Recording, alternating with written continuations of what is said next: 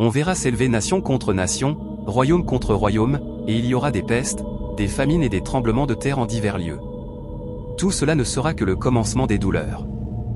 Alors on vous livrera aux tortures et on vous fera mourir, et vous serez en haine à toutes les nations, à cause de mon nom. Alors aussi beaucoup failliront, ils se trahiront et se haïront les uns les autres. Et il s'élèvera plusieurs faux prophètes qui en séduiront un grand nombre. Et à cause des progrès croissants de l'iniquité, la charité d'un grand nombre se refroidira. Mais celui qui persévérera jusqu'à la fin sera sauvé.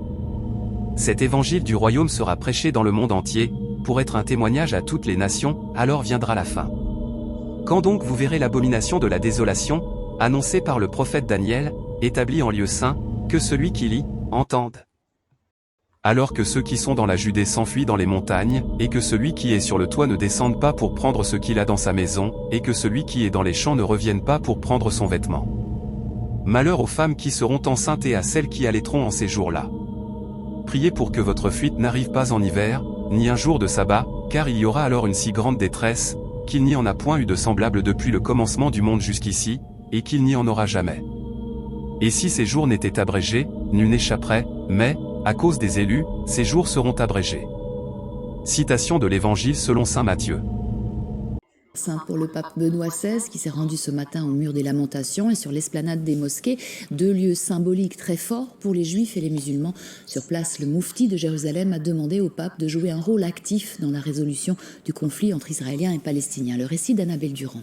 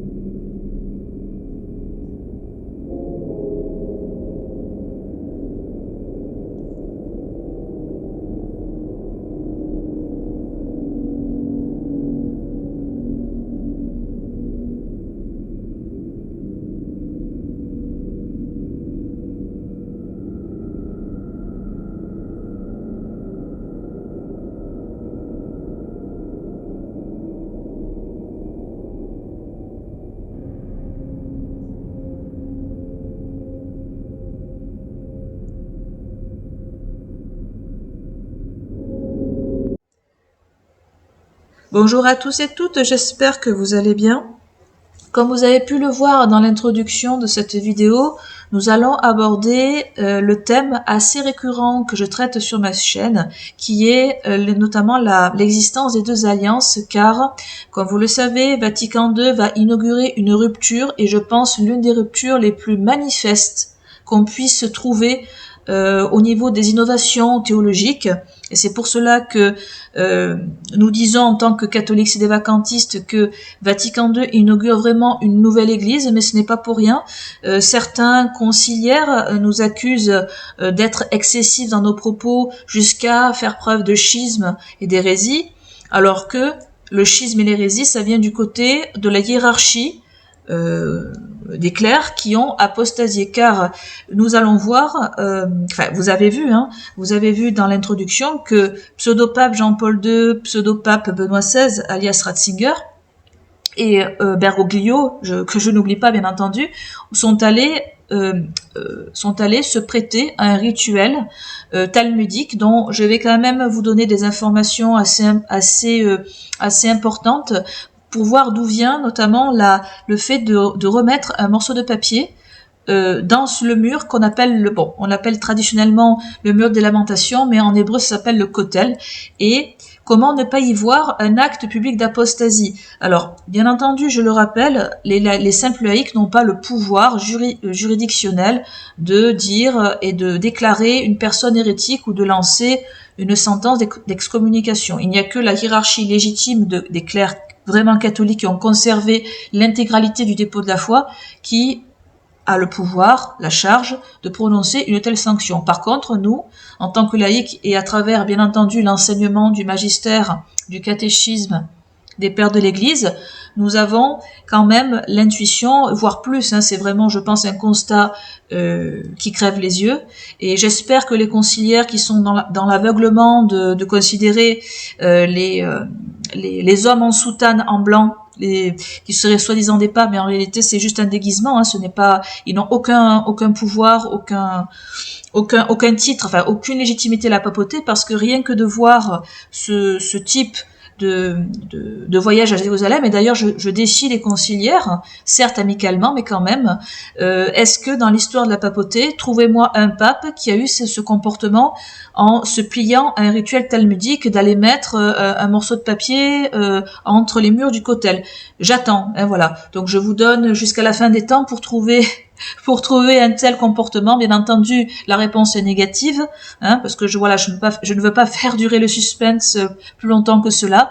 Donc, je rappelle, avant de commencer, je vous rappelle mes 2 vidéos que j'avais réalisées dans le thème des 2 alliances chrétiennes et juives qui coexistent, donc théologie de la substitution, qui est le positionnement traditionnel de l'Église, le fait que l'Église remplace l'ancienne synagogue dans l'élection divine et dans aussi ça, parce que ça inaugure vraiment la nouvelle alliance du coup. Et donc du coup voilà, j'avais réalisé cette vidéo là. Je vous mettrai le lien dans la description pour la voir si vous ne la connaissez pas, ou alors même la revoir.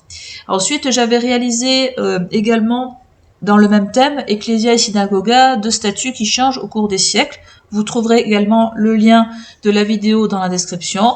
Donc là, effectivement, je m'inspire, je prends pour base un article qui vient de la soi-disant conférence des évêques de France, entre guillemets, conciliaire. Et vous trouverez dans dans mes propos et dans mon analyse, vous verrez que il y a une statue qui s'appelle Ecclesia et Synagoga, qui est vraiment faite pour prendre le contre-pied à une autre statue. Donc on met cette statue-là, inaugurée par Joshua Kaufman, mais en fait c'est 2 statues à égalité, alors que, je le montre dans cette vidéo, les 2 statues qui sont des allégories qui représentent l'ancienne synagogue qui ne reconnaît pas notre Seigneur Jésus-Christ comme Seigneur Sauveur, qui a donc un bandeau sur les yeux, donc synonyme de son aveuglement spirituel. Et vous avez Ecclésia qui est couronnée, qui porte la croix de l'Église, qui porte notamment la lumière du monde. Voilà. Donc là, c'est manifeste, ça prend la forme d'une allégorie. Vatican II inaugure de nouveaux rapports. Voilà. Ensuite, je vais vous montrer une des prières. Donc ça, c'est sur le site du Vatican Apostat. Donc, comme vous avez pu le voir dans l'introduction, pseudo-pape Jean-Paul II a déposé un morceau de papier dans le mur des lamentations, appelé kotel en hébreu. Et on va lire quelle est la prière que pseudo-pape Jean-Paul II a déposée. Je vous la lis. Dieu de nos pères, tu as choisi Abraham et sa descendance pour que ton nom soit apporté au peuple. Nous sommes profondément attristés par le comportement de ceux qui, au cours de l'histoire, les ont fait souffrir, eux qui sont tes fils. Et en te demandant pardon, nous voulons nous engager à vivre une fraternité authentique avec le peuple de l'Alliance.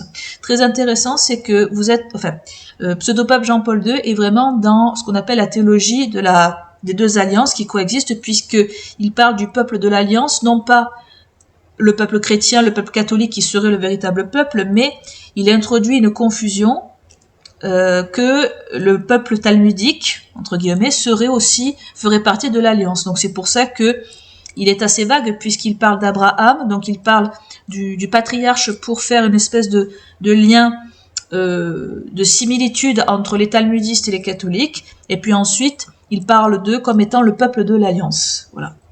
Mais bon, vous avez beaucoup de formules depuis Vatican II concernant le fait que, d'ailleurs, j'en ai parlé dans mes 2 autres vidéos, hein, dont vous trouverez le lien dans la description, le fait que on parle de frères, voilà, une sorte de fraternité, c'est-à-dire que les talmudistes font partie de la même mère. Le judaïsme et le catholicisme font partie de la même mère, et donc du coup, dans cette vision-là, dans ce paradigme, vous n'avez plus besoin de convertir les juifs. Mais c'est bien entendu, ce n'est pas du tout l'enseignement traditionnel de l'Église, puisque dans une des bulles du pape Eugène IV, donc c'est le Concile de Florence, Cantate Domino, la bulle Cantate Domino, il est clairement dit que ceux qui pratiquent les anciennes prescriptions mosaïques comme le sabbat et le sabbat et la circoncision ne peuvent pas avoir part au salut éternel. Donc, nous allons nous pencher sur la signification du kotel. Alors, j'ai pris vraiment des sources dites talmudistes. Comme ça nous permet de voir quel est le paradigme de ces communautés-là. Et donc, parmi, si vous voulez, la signification spirituelle du kotel, donc le mur des lamentations, il est bien écrit ceci, je vous lis. Alors, il y a un petit paragraphe sur le roi Salomon, mais ça ne nous intéresse pas puisque nous connaissons l'histoire de ce roi. Nous allons plutôt lire ceci. Le Midrash, alors le Midrash c'est une méthode d'interprétation juive concernant les textes bibliques. Le Midrash dit que la Shekinah n'a jamais quitté le mur occidental. Pourquoi spécialement le mur occidental? Parce que le Saint des Saints se trouvait à l'ouest du temple. C'est le mur occidental du temple qui n'est jamais détruit parce que la Shekinah est à l'ouest. La sainteté du mur occidental est due à sa proximité avec le temple. Donc vous avez compris que je vais vous donner la définition du terme Shekinah, car c'est très intéressant parce que c'est ce qu'on appelle la présence de Dieu.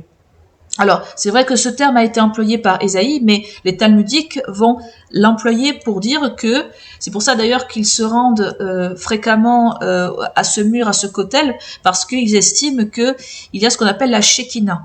Alors, très intéressant, c'est que on voit que les antipapes depuis Vatican II commettent un blasphème envers notre Seigneur Jésus-Christ, parce que en réalité la présence de Dieu, elle est où, à votre avis? Eh bien, elle est dans l'Eucharistie. Le corps de notre Seigneur Jésus-Christ est présent pendant la messe, et notamment les messes nonunacum. Hein. Voilà, pour qu'elles soient validement faites et pour que vous puissiez avoir une messe digne de ce nom. Donc, quand les antipapes depuis Vatican II se rendent se recueille soi-disant dans ce kotel, sachez qu'il se plie à un rituel rabbinique, talmudiste, voilà.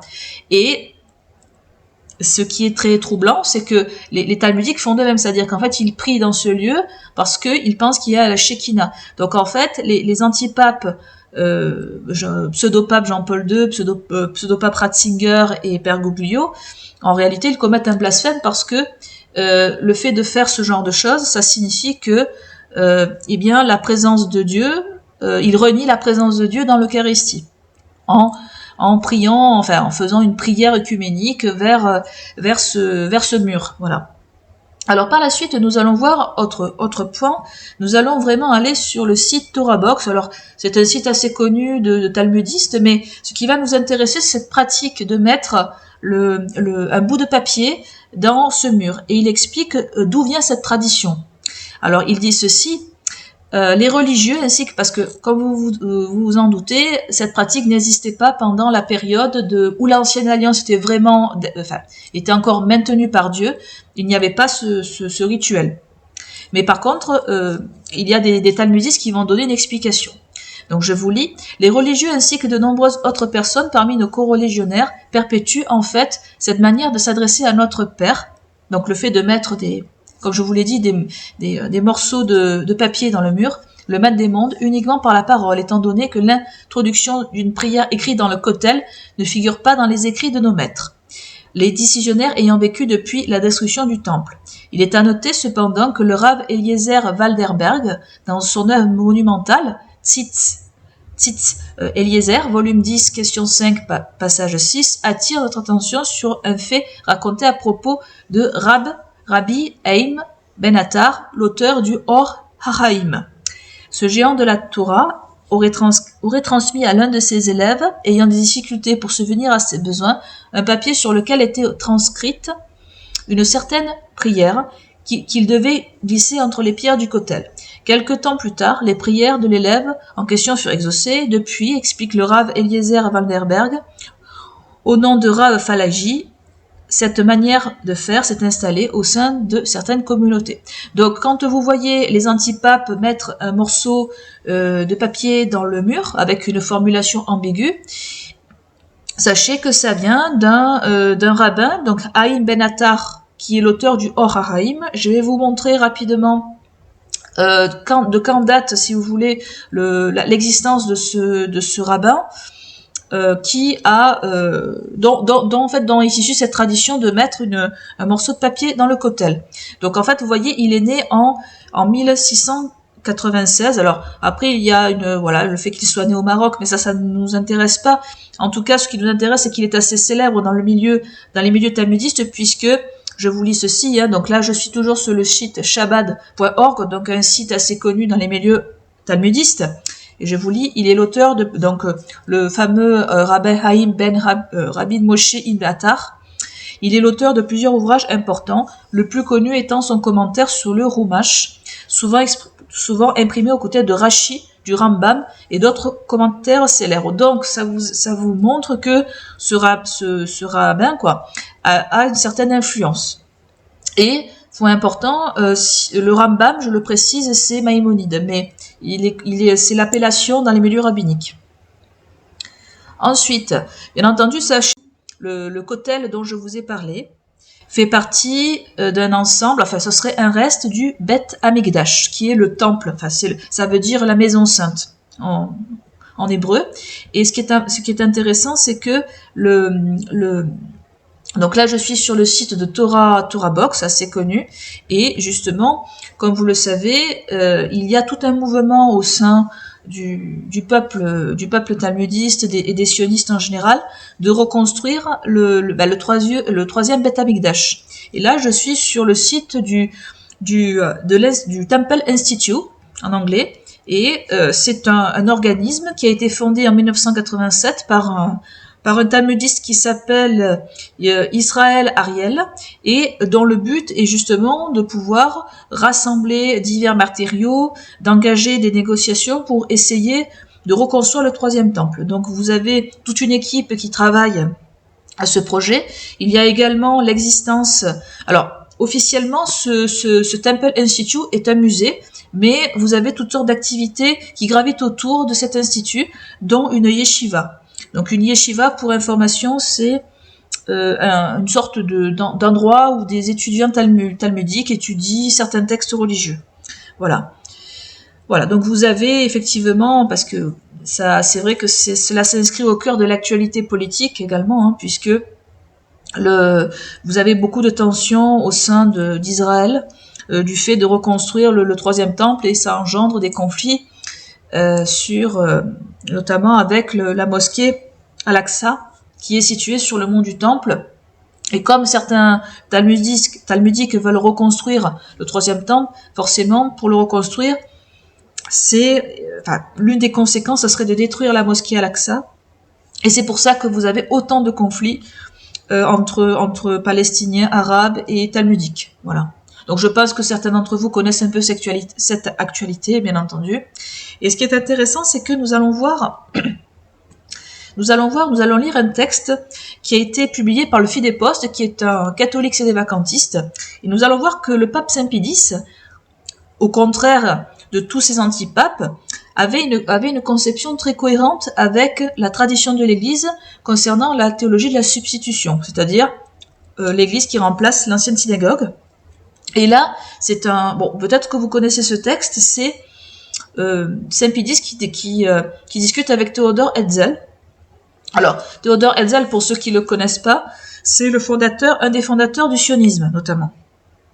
Alors, je vais pas, ça serait long d'expliquer les origines du sionisme, mais en gros, le sionisme, qui est un mouvement qui prône le retour des Juifs, entre guillemets, en Terre Sainte, ça, en fait, c'est un mouvement qui s'inspire beaucoup de la Haskalah. Alors, la Haskalah, il faudrait vraiment faire une vidéo exclusive sur ce mouvement, car ce sont vraiment les Lumières juives, puisque dans le mouvement des Lumières, cela a impacté le monde chrétien en général. concernant les idées de liberté, d'émancipation. Et vous avez le pendant juif, entre guillemets, qui s'appelle la Haskalah, qui veut dire éducation.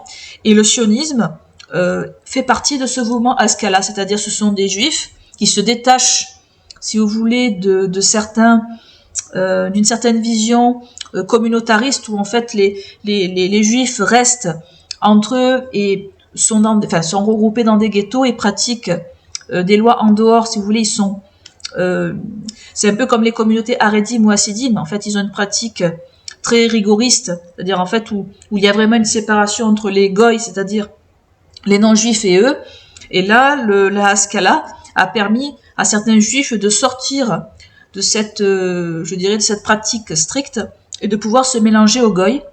Et donc, cela a permis de créer le sionisme. Mais bon, je vais pas trop m'attarder là-dessus. C'est juste pour information.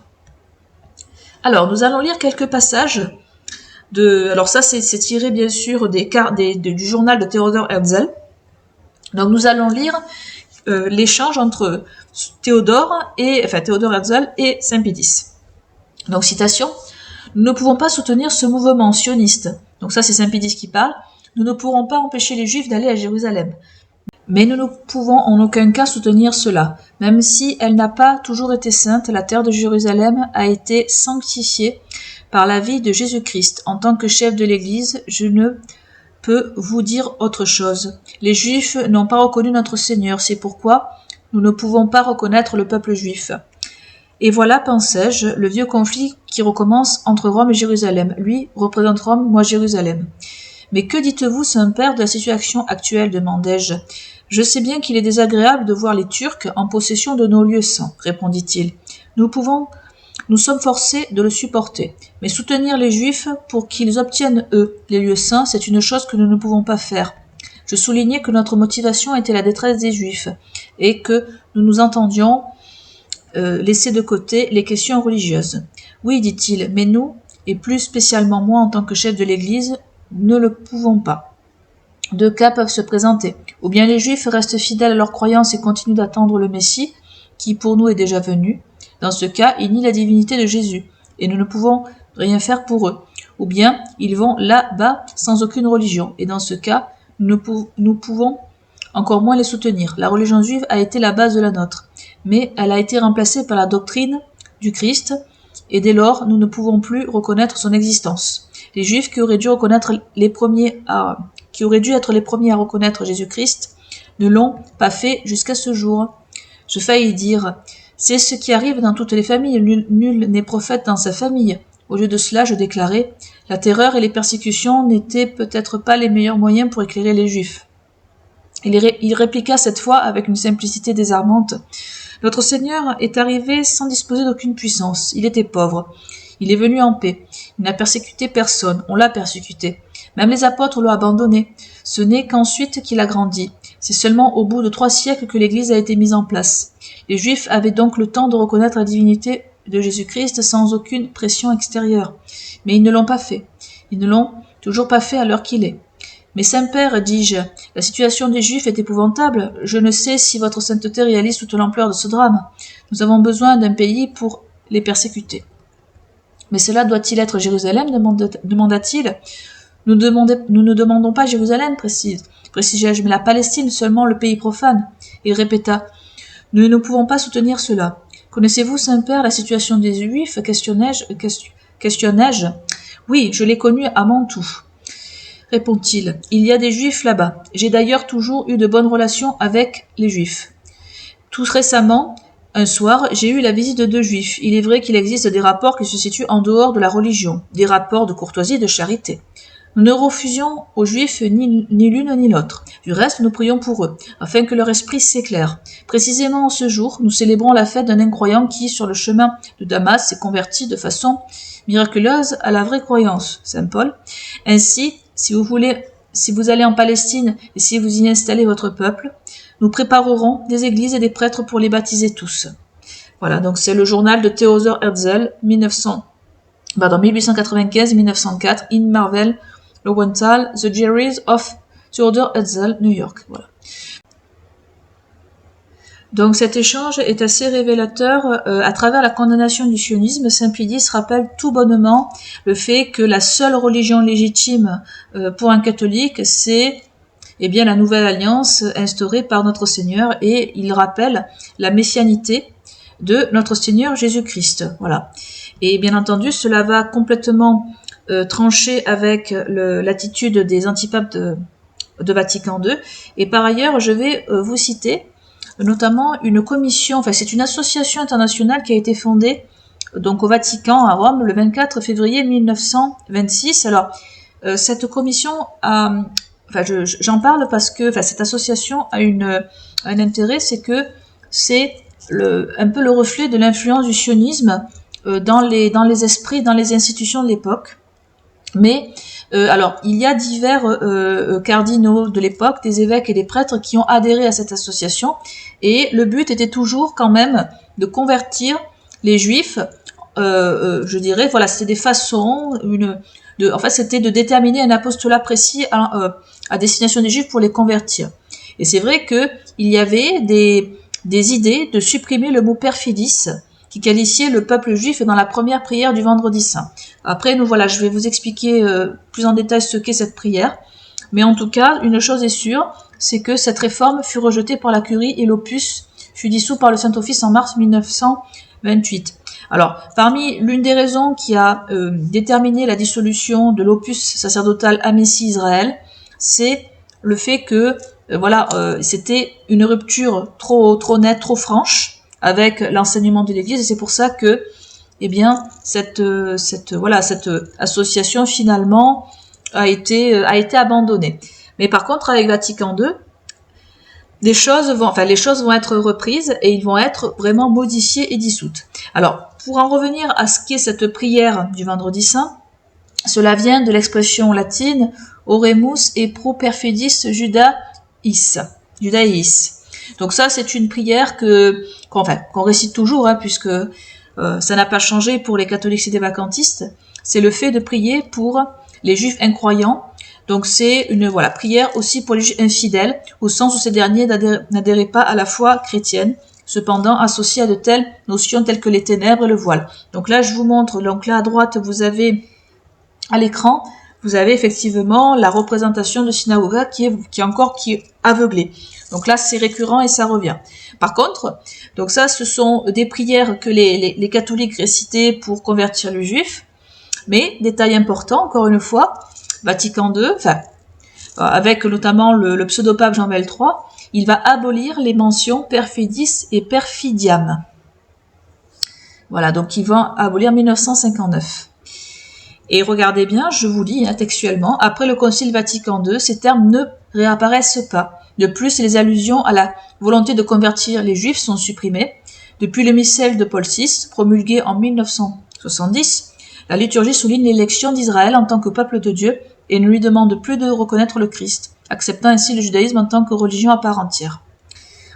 Voilà. Bon, après, vous avez juste le pseudopape Benoît XVI qui a voulu appâter, je dirais, les traditionalistes type Fraternité sacerdotale Saint Pie X. Il a voulu remettre une formule, et même le fait d'avoir joué un peu sur cette formule de reconvertir soi-disant les juifs, ça a suscité des inquiétudes parmi les talmudistes qui ont dit « oulala, il y a un problème ».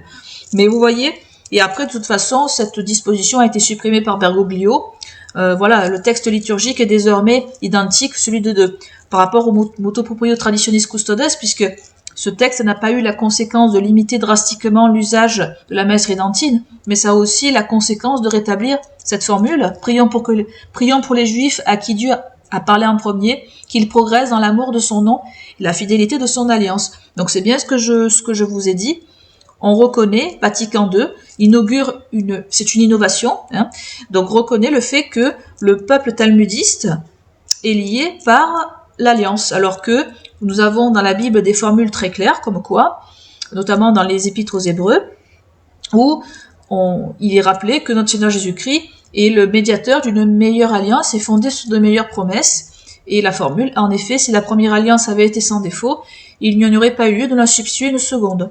Voilà. Donc toute la tradition de l'Église va vers le fait que la nouvelle alliance était nécessaire pour que Dieu propose à l'humanité une meilleure alliance fondée sur de meilleures promesses. Mais non, en fait, avec cette théologie des deux alliances, eh bien, le peuple talmudiste est toujours le peuple juif et il a toujours l'alliance. Voilà. Voilà, donc on ne peut pas, en fait, si vous voulez, comme je cesse de le répéter, on ne peut pas faire rupture plus nette avec cette formulation. Voilà. C'est-à-dire, c'est l'une des plus spectaculaires que j'ai pu trouver avec les réformes Vatican II, c'est bien celle-ci. Après, vous avez bien entendu le dialogue œcuménique avec les musulmans, avec les hérétiques, avec les schismatiques. J'essaierai de faire une autre vidéo avec les musulmans en particulier, car il y a aussi des choses intéressantes à dire.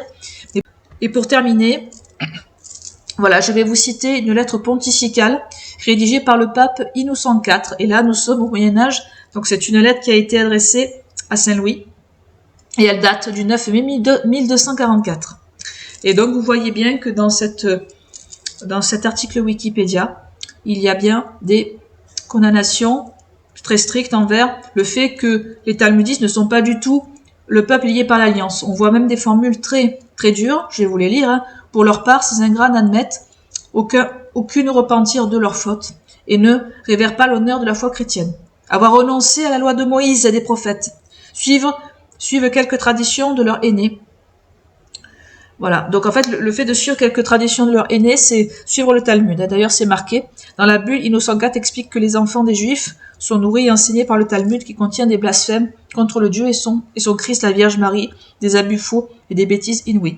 Donc ce qui est précisé encore une fois, c'est que le Talmud éloigne les Juifs effectivement de notre Seigneur Jésus-Christ, et en plus le fait de suivre le Talmud, c'est précisément toute la tradition de l'Église avant Vatican II, c'est le fait d'avoir renoncé à la loi de Moïse, très intéressant. Donc ils ne sont pas considérés comme ayant une alliance, puisque comme ils ont renoncé à la loi de Moïse, ils n'ont plus d'alliance, forcément. Ils ont besoin de se convertir. Voilà. Écoutez, voilà, je vous remercie d'avoir visionné cette vidéo. N'hésitez pas à liker, à partager, et je vous retrouve pour de prochaines vidéos. Merci à vous, au revoir.